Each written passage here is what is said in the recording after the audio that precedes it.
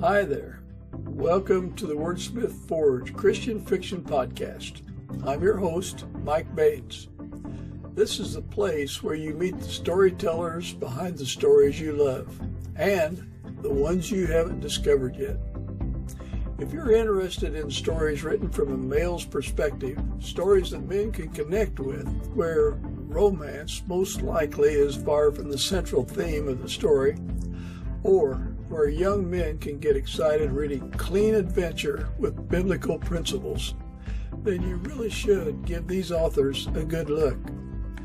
If you're tuning in for the first time, I'm thrilled that you found us. If you're a returning listener, welcome back.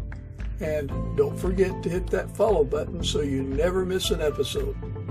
We really appreciate every like and every comment. It's one of the best ways we know that what we're doing is making a difference.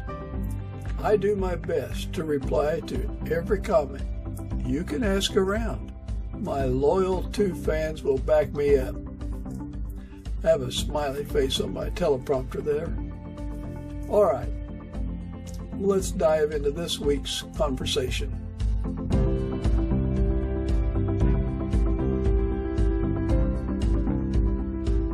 Charles, would you introduce yourself to our audience, please?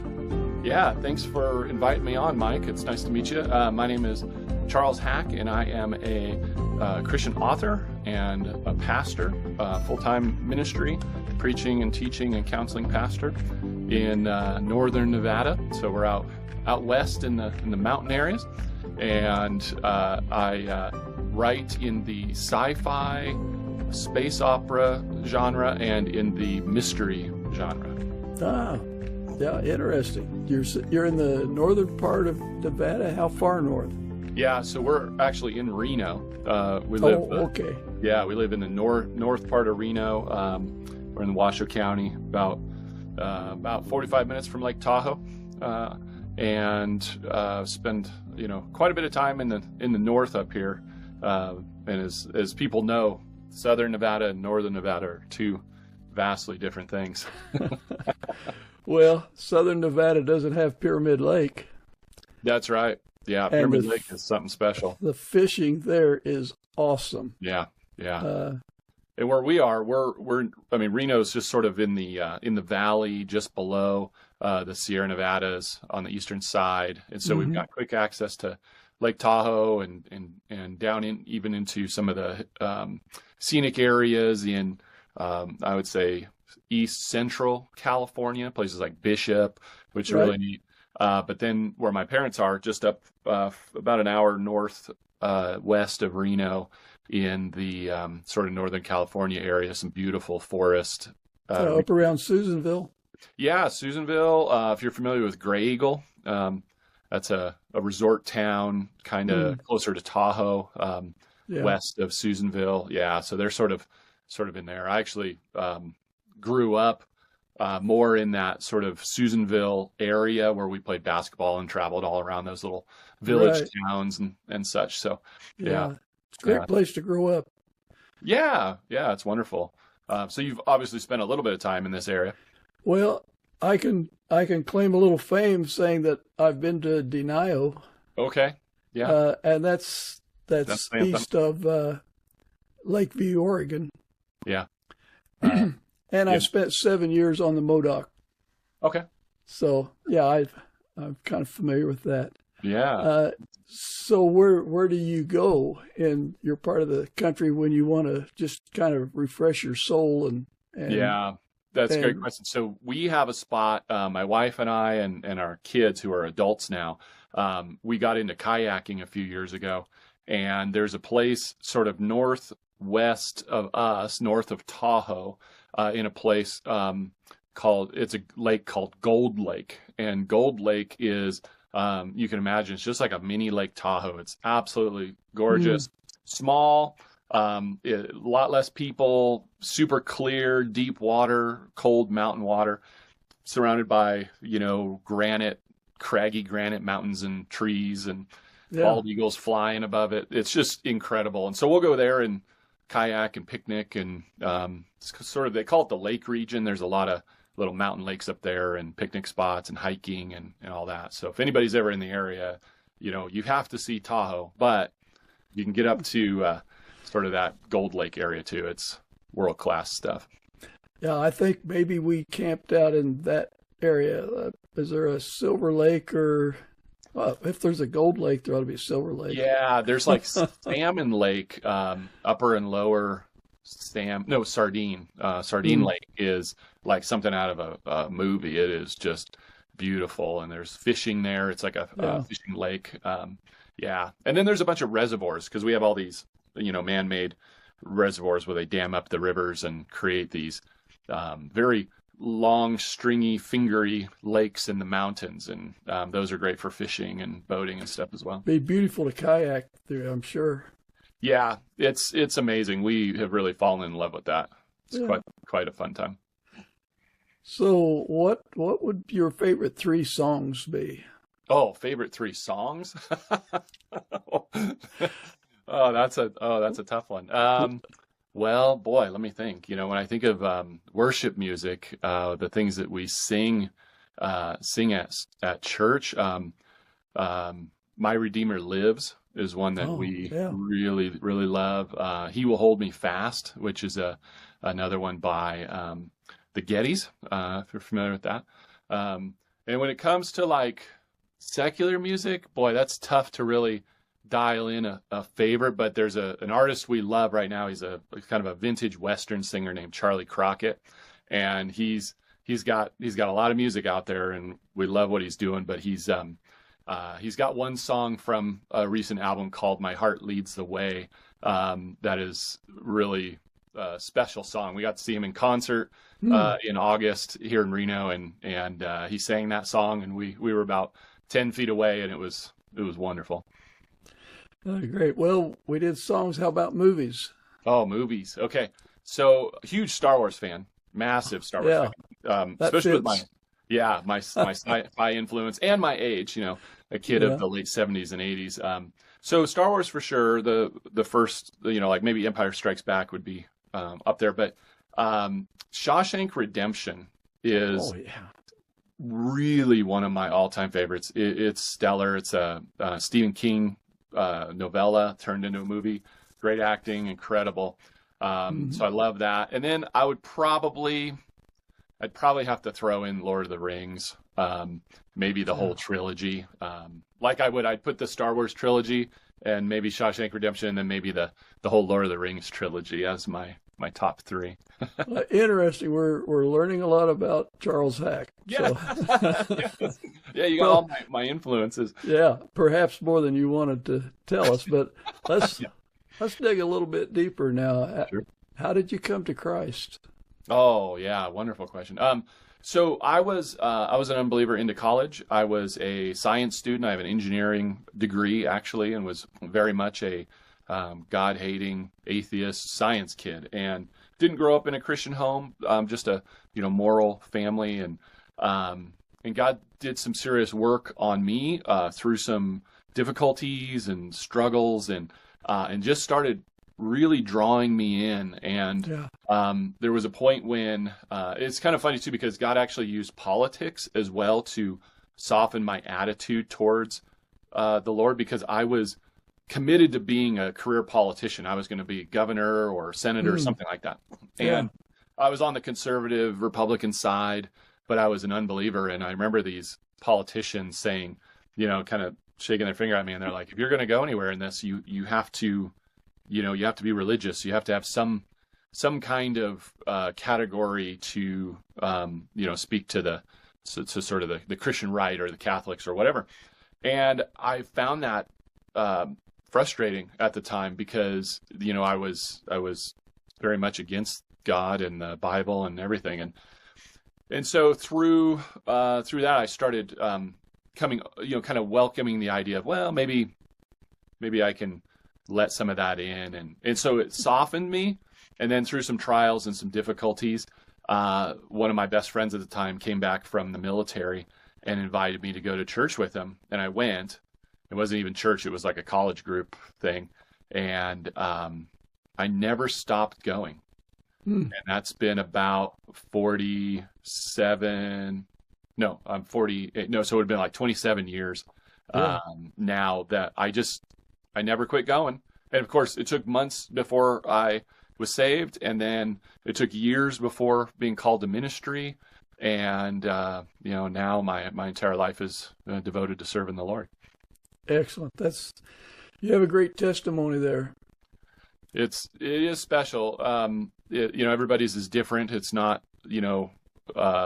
extreme like some, but from a hard atheist to somebody who would give their life for the Lord now that's in itself is pretty extreme. That's pretty awesome. Well, it's a miracle. Yeah, it is. And you just think of Amazing Grace. Yeah. The fact that any sinner would say, none is worthy, I'm not worthy, and I need God's grace. Well, that's extreme. Yeah. It's a miracle. Any salvation is a miracle of miracles. Exactly. Life is spectacular. So yeah, it's neat to look back. Thanks for asking about that. Well, there's been a lot of stepping stones there that you went on. So what stone led you to become an author? So I was a huge reader. My dad got me into reading, and you could see this. I'm in my church office. Reading is my life. I've always been a reader. But I read thriller novels, exciting adventure and thriller novels. And that was kind of my dad's influence up into college. And then when I got married, a couple years into marriage, into our marriage, we had a baby girl. And during that time, I started just getting up in the morning and working on my own stories, get up before work and work on stories. And I just had this idea of I just want to tell stories. I love stories. I want to tell stories. So I started, it was about 21 years ago that I started writing early in the morning. And I have a bunch of short stories and half-written books and things from that era. And took a break when we moved houses and came back to it and started more seriously again to really commit to finishing, because I had, like I said, a bunch of unfinished books. And someday I'd like to go back and finish a couple of those. But so it was always something that was rooted in my love for stories and reading and the influences that I had had. And I just one day just started telling stories. So do you put a lot of your faith into your stories? So in my mystery series, it is a faith-based Christian series. There is scripture in there. There's my faith and coming to faith and dealing with things like that. So that's all there and very, very obvious. In the sci-fi books, I think that's a very, very dangerous subject to get into, sort of far future sci-fi and try to weave the gospel in there. So it's not overt, but what you find in the sci-fi stories is it's a big, grand story of good versus evil. And, it's like very good versus very evil. And there's a lot of elements of Christian values and even in the areas of friendship and loss and how you deal with loss and that sort of thing. So you get in the sci-fi series Christian principles, biblical principles. In part of the story, it's just who I am, and it comes out. They're very clean, no profanity or sex or anything like that. But the mystery series, I intended to be a Christian series, and I'm hoping to have 20 books in that series someday that are all, following the journey of faith of my characters. Yeah. Well, I like to say that the very first Christian fiction author was Jesus Christ. Yeah. But I guess you could go even before that. But taking the story of the prodigal son, that does not say that. And the son had a come to Jesus moment. Yeah. I mean, he did. Yeah. Yeah. It's not expressed that way. So that's kind of a Christian fiction story in itself. Yeah. And very vivid too. That story is, there's a lot of texture to it and drama. And I appreciate what you're saying. if we were students of the societal norms back in that time, a son that did what that boy did would never be accepted back home. And if he was, his parents would be ostracized for taking in such a criminal son. He wasn't criminal, but disrespectful. Foolish, yeah. But yeah, very foolish. So as I'm looking at my teleprompter here, cheating. Cheating, yeah. Yeah. You're kind of covering some of the things I would ask you. What inspired your latest book? Is that something you can expound on? Yeah, we could talk about that. So I think, well, the latest book, so it just came out last week, actually, at the time of recording, is the third full-size novel in my sci-fi series. And that one was inspired by the book before it. That's one thing about this series is it's a long story arc of book to book where you really can't read them out of order. They flow together as one grand story. A little bit of wrap up in each one, but it's still tied to being just inspired. There's a couple things that really inspired me to go the sci-fi route first, and that was to write books for men, specifically men, to have clean, fun, exciting books with adventure and military and equipment, even though my equipment and weapons and things are all made up because it's in the far future. But to have something that guys like I wanted to read without some of the junk that you find in the secular books. And so that was a big motive. That's what I wanted to do. And to tell a story about friendship and loss and the struggle of our love for one another, even though it's occurring within a special forces, highly trained special forces soldiers group, but their brotherhood and love for each other in times of peril is pretty serious. And having, I didn't serve in the military. I've learned a lot from people I've listened to, but we all love those that we have close relationships with, and especially those that we're suffering with or serving with or whatever. And so I wanted to address those things and tell that story. And so my poor guys, poor characters go through a lot of difficulty over the books, as you can imagine. But right. Yeah. So that was the, it kind of started with like, what would happen if in Star Trek, there were Navy SEALs in Star Trek, say, that would go from the Enterprise and dart down to a planet and do a special forces mission, and what would that look like? And it sort of started there with what the premise was in order to write these exciting, clean books for men. And in the process, a lot of men don't read like they used to, or maybe never have. The bulk of my readers are women, and they're very supportive. Women love the books as well. I hesitate to say I wrote them for men, but it's true. I wanted guys to be excited about the adventure. But I'm going to put them out in audiobook here this year. They're getting recorded for audio, and I'm hoping that also has a nice sweet spot for the guys to target the listener. Yeah.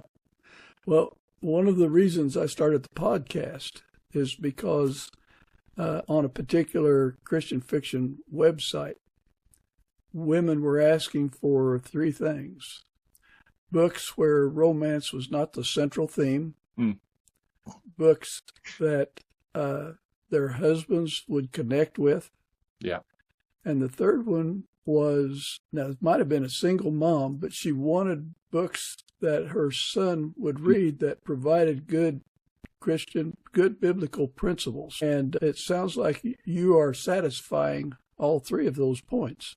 I hope so. And I think I know the website you're talking about. I think we might have met originally in there. That's very possible. Yeah. But yes, and that is my goal. I would love if, 18-year-old boys would make the effort to read some of these books and to expand their mind and their learning and the all the benefits of reading that we know, that they would do that, but do it with clean, God edifying stuff, even if it's not overtly gospel filled, but just that there's some goodness there and some right and wrong, and you can do so much with it in fiction. Such a powerful tool to tell stories and to influence change and thought, and So mothers, here's some books that you can get and subtly somehow slip it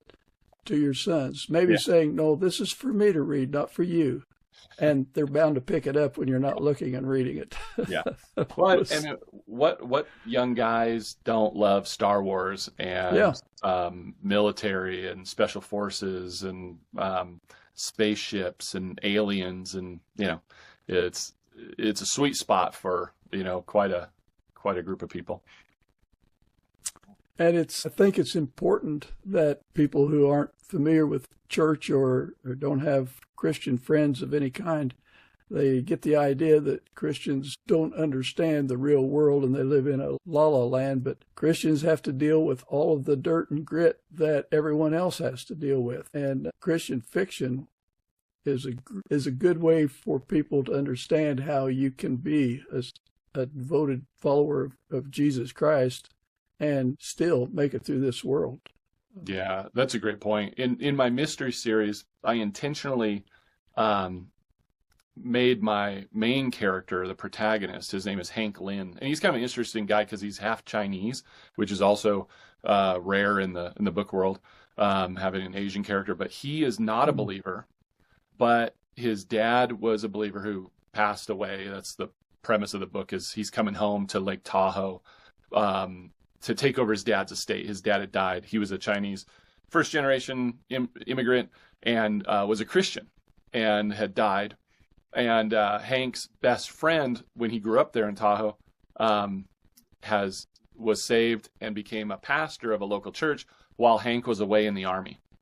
Oh. And so now he's back. He's like dealing with his dad's estate, and his dad was a Christian, and now his best friend is a Christian. These people around him, his sister, and so I think it's interesting, especially for an unbeliever to read, to see other characters in the story who are Christians and what their life looks like, the way they talk, but then Hank's internal struggle of like, okay, I appreciate what they're saying, but I'm just not buying it. And he needs to find out who his friend is now that he's a Christian. Well, how's he changed? Yeah, why is he changed? And, and those feelings of disappointment and so there's some multi-book arcs there for Hank's journey of faith, and I also get to deal with things like his love interest, who is also a Christian in the book. That there are some issues there with, like, well, he's not a Christian guy, so she can't really invest in that relationship. So there's tension there, and deal with like real world stuff within the church, but he doesn't understand what's going on because, he's So that's been really fun as a writer to deal with that. I'm working on book 2 right now, hoping to have it out this summer, where the story continues. And Hank will still be an unbeliever in this book. I'm not sure when. We'll pray for him. Yes, exactly. Yeah. I love this character so much, and seeing his journey ahead. I'm eager to get 5 or 6 books in, so some of that stuff works out. Yeah. So of your characters in your book, is there anyone that someone could say, hey, I think this might be Charles? Do you relate to any of them? Yes, I think so. My main character of the sci-fi books, his name is Mac. Is his nickname Mac, and he's the leader of the Special Forces group. He's a lot of me, really. Yeah. Loves those people that he's with, and he's a leader. He's an organizer. He's a hard worker. He's committed. And there's a lot of me in that character, and he's easy to write because I just sort of like put myself in his head and go. And I think that's the most. I think every character ultimately, by default, is part of you. And, yeah, obviously there's no way to escape it, and there's elements, but my character Mac, who I've now written 4 books and several short stories about this character, and yeah, he's just like second nature. I'm very fond of that character as well. Again, you've kind of covered some of my questions, which is great. Yeah, it's great. As you're writing your books, I found this to be one of the best features of being a fiction writer. Is you're writing along and you think you're going straight ahead, and all of a sudden your character takes a radical left-hand turn. Yeah. Are you surprised by your characters as you write? Yeah, I would say that's my favorite part as well. I do some big plot points. I kind of have an idea where I'm going, and I'm writing in a direction, but I do sit down every day kind of cold with some vague ideas, and some things that happen. It's so exciting when dialogue comes out and decisions happen, and you're so in the zone writing, and you're sort of lost. I write with music, and just same place every day, and just get lost in it, and those characters will surprise you. And I tell people I love to read, but I love to write more, because it's like reading on steroids. It's just such a enjoyable experience to have that story unfold. And a lot of people lately, now that I have several books out, people on social media, they might say, "Oh, I can't wait for the next Hank mystery," and I tell them, like, me too. I can't wait to see what happens. It really is a special experience, and creating new characters. And I created a character recently based on a friend of mine, for a long story I won't tell you, but he's a big, nasty Viking-like, chemically enhanced assassin in my sci-fi book, and it just fits my friend perfectly. But trying to get my mind into my friend's mind and be him, fictionally for a bit, and the humor and the things that character said and did was just so much fun, and I can't wait for him to read it and just get a chuckle out of the whole thing. Yeah. Well, that going from point A to point B, because you got to plot it out. Getting there is what I call a dog walk. Yeah. Because the dog wants to go to point B, but he's got to stop and smell everything to the left and right, and mark a few things, and it's not a direct route. Yeah. And that's what makes it interesting. Yeah, absolutely. I agree.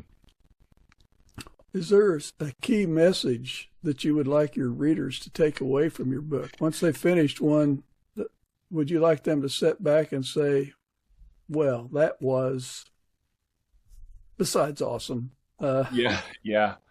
That is a good question. And I think there's 2 types of writers out there, maybe more, but 2 that come to mind. Writers with a message that they're intentionally writing to give a message, and it's laced throughout. I find that to be amazing. Really, like, I get invited to write in anthologies and stuff once in a while, and they say, "Hey, we're going to write on honor, or we're going to write on life, or we're going to write on something." And a lot of times I'm like, I don't even know how to do that. But for me, I've always wanted to be an entertainer, right? I want to entertain. I want people to turn pages and love what they read, and to go, man, I want to read another one. That was exciting. But deep down, because I'm a Christian, because of my ministry, my life is I really want people to wonder about more in life, with the mystery novels, more obvious of, like, is this God that these other characters talking about, is that real? Is it as good as they say? Is it as powerful as they say?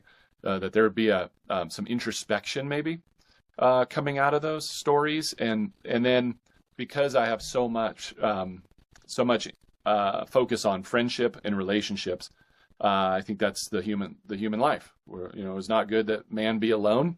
We use that exclusively in terms of marriage a lot of times, but it's about the reality of the human existence, that it's not good that we're alone. We're a community people. We need our community, and our friendships are so valuable, and so we're made to be in friendships. And I think through the books, I explore a lot with friendships and that journey together, and you're suffering together, you're rejoicing together, and I think that really is the Christian life, is brothers and sisters in the Lord coming together as a community of believers, children of God, and experiencing life together, and so those are probably the things I would want people to take away.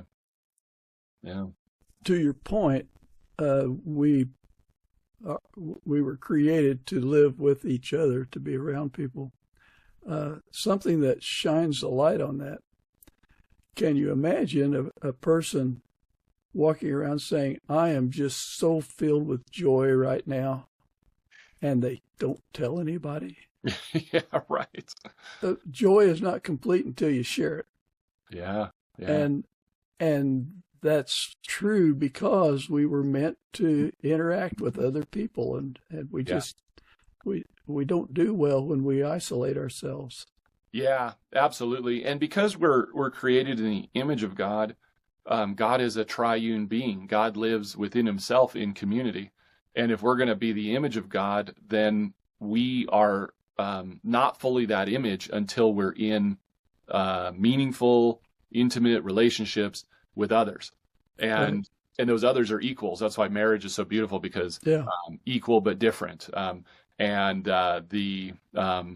that completeness that comes in marriage to make us even more like the image of our Creator, when you have two that become one, imaging the God who is three persons in one God.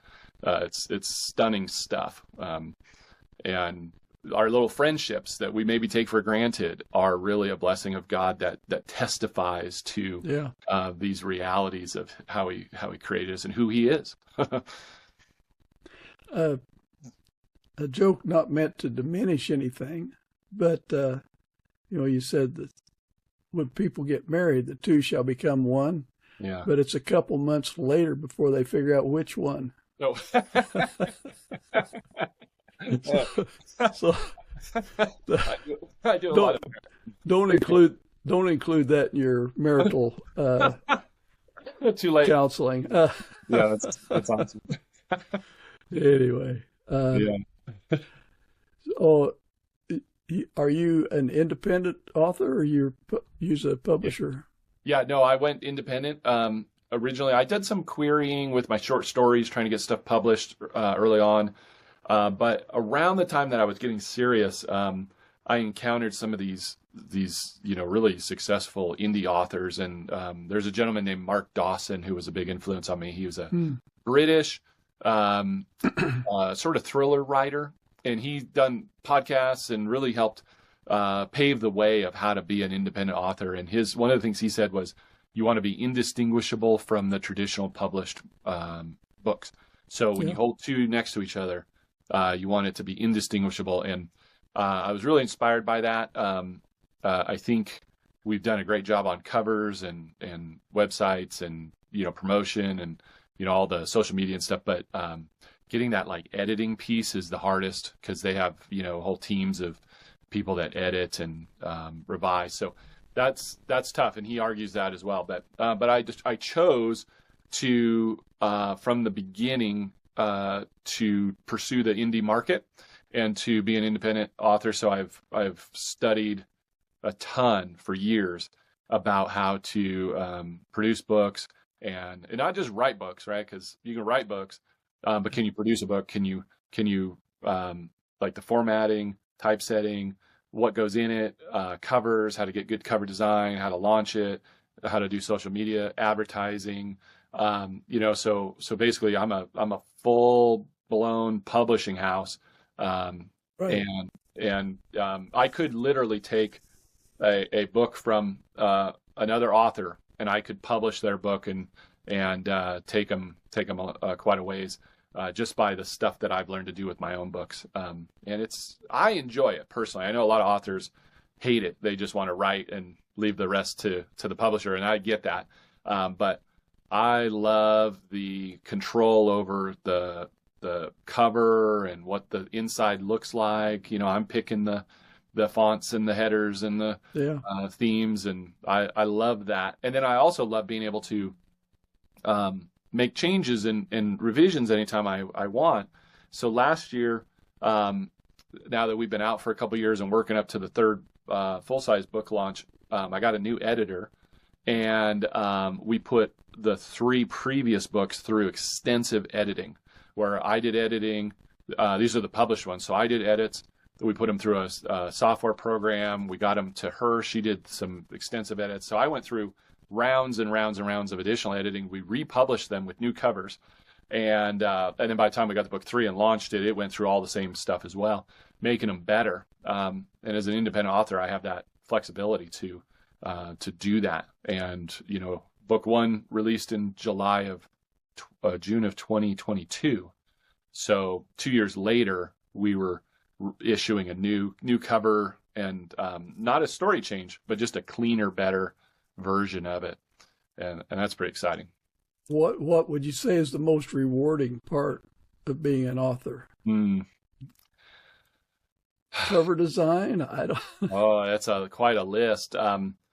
So most rewarding, I think maybe a couple things.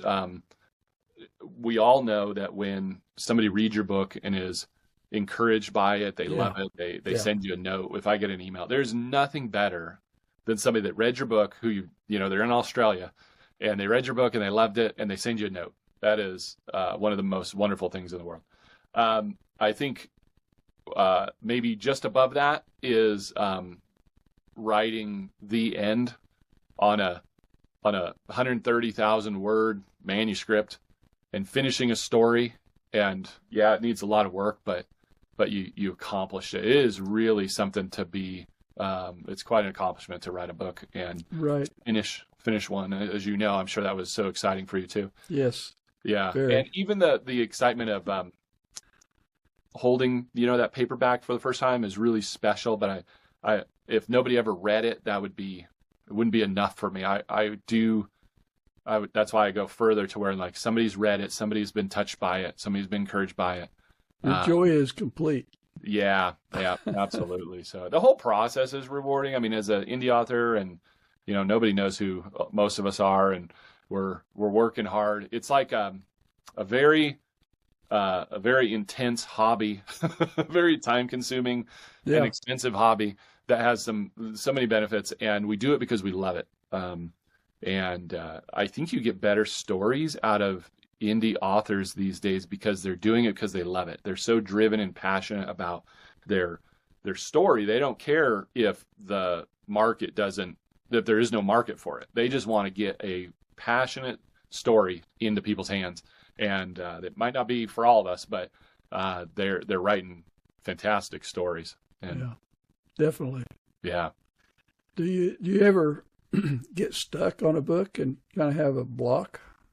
I do, especially because my plotting is so vague and loose that there are times when I have to stop and take like 2 weeks. I'm very regimented. I'll write like 5 days a week, 6 days a week, same time every day, same amount.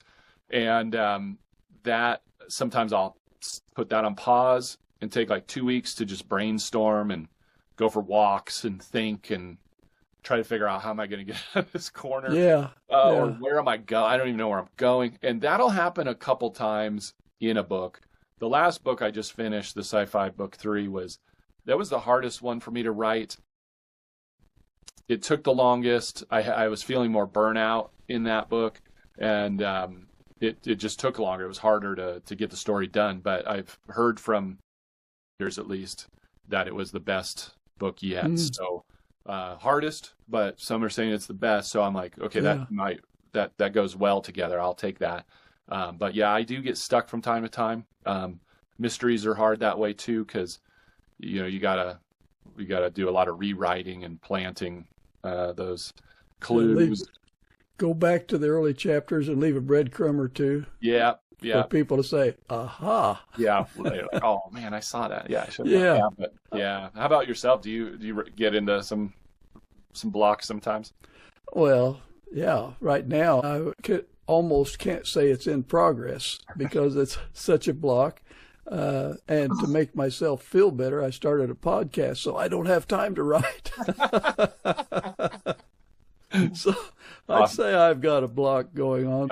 I understand. One thing, back to like the idea of story block, or, people call it writer's block. I remember listening to an author, and I'm drawing a blank now on who it was.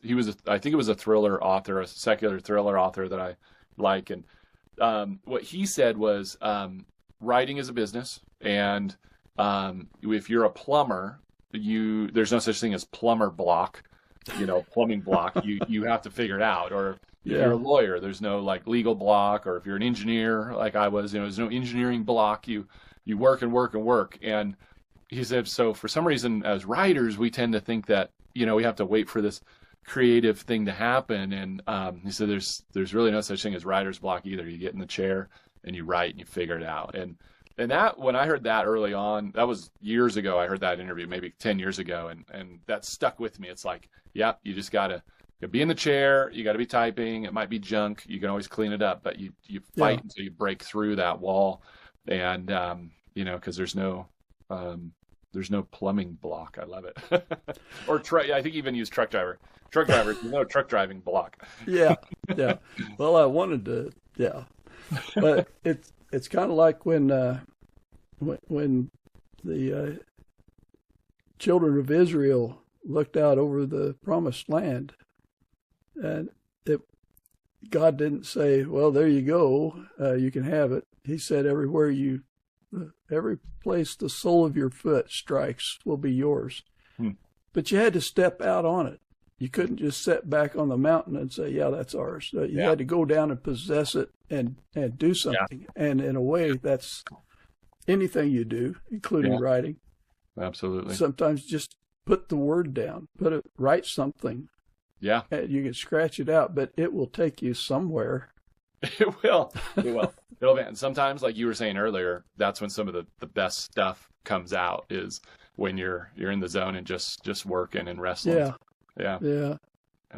Writing it's a wonderful, beautiful thing. And, we're people of language. That's the thing that separates us from the rest of creation, is that we have written language and spoken language. And, again, as part of the image of God, the speaking God. And we get that beautiful opportunity to use language and words to create the way that God did. And, I take that very seriously.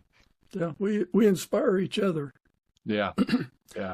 I watch the squirrels in the fence row behind our house, and I think, what if they could talk? And what if they could reason? What if they could say, that guy looks pretty warm in that house over there. Why are we out here? Yeah. Yeah. They say, well, I don't know. Let's find a way into his attic. Let's start there. But they don't do that. Thank goodness. They can't. Yeah. They're still operating like they have from the very first squirrel. Yeah. Never knowing which way to run when the car comes. Yeah.